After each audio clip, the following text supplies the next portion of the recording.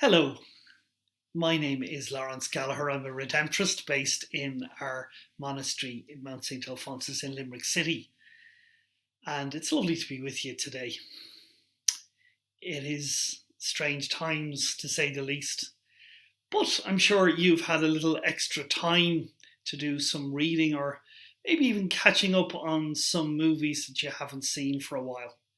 An interesting one is a movie called Love Actually, and it's set in London during Christmas time. A newly elected British Prime Minister, and his name, by the way, isn't Boris Johnson, was the main character. So the filmmakers decided to do something a little bit different. For the beginning of the movie, they decided that they'd have no choreography, no staging, no second takes. They would just go to the arrivals hall in Heathrow Airport. That's exactly what they did. And as they did, they went into the arrivals hall and they began filming. So people started coming out. And of course, their eyes were earnestly looking for those that they loved. And those waiting were excitedly waiting to be reconnected themselves. They were all longing to see one another again. And so the cameramen decided that they would focus on the facial expressions of all involved. And they captured the moments beautifully, very naturally, very organically. The tears, the laughter, the relief.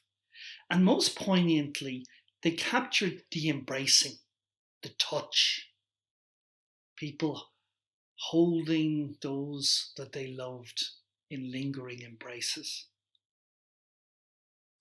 Touch is a very important thing in our lives when you think about it.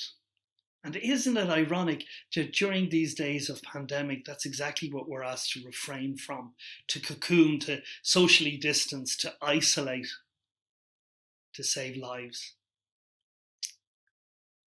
Touch was very important in the life of Jesus.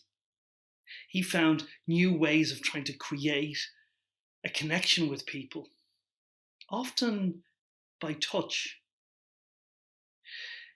Think of many stories like Zacchaeus. He was isolated up a tree, not just physically isolated, but emotionally and humanly isolated and excluded by others. And Jesus found a way of reaching out, connecting and touching him. And by doing that, he brought Zacchaeus back to healing again. There are moments when Jesus needs to be touched himself. And think of the story of the woman who touched the hem of his cloak.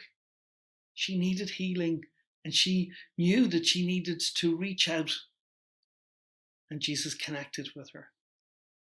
The other powerful story that comes to mind is the story of the woman who was isolated from her own community, cast aside and judged. She had heard that Jesus was a man of acceptance and a man of love who longed to reach out and connect and touch people. And so she heard he was in Simon the Pharisee's house. She went there in all humility. And she bent down, and as she did, her tears fell on his feet, and she anointed them with oil, and she even wiped them with her hair. And Jesus was able to hold this woman up to the so-called religious leaders around her who were judging her as an example of a good and sincere person who knew that she needed connection and healing. During these days of pandemic, we're finding new ways of touching and reaching out to others. So many examples of people making a difference.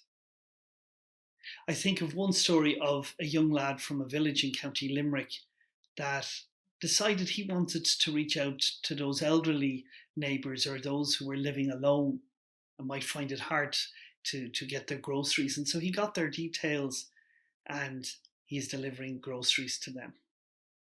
Think of another child who decided that he would raise money for those on the front line by doing a cycle marathon and has raised thousands in his back garden. I think of a 31-year-old care assistant, a woman who decided in a North County Dublin nursing home that she would work night shifts to relieve those under strain. And she was struck down with the virus.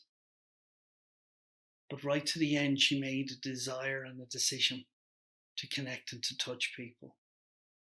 And I'm sure you've found many ways of reaching out by remembering people who perhaps are a little isolated, and by phoning them or reaching out. We are asked to take some distance from one another physically, but that doesn't stop us finding new and creative ways of touching each other with our care, with our love, and yes, with our faith. So we will go beyond these days of virus and pandemic, and hopefully we'll be a little bit more changed to find new ways of reaching out and connecting and touching those who need our care.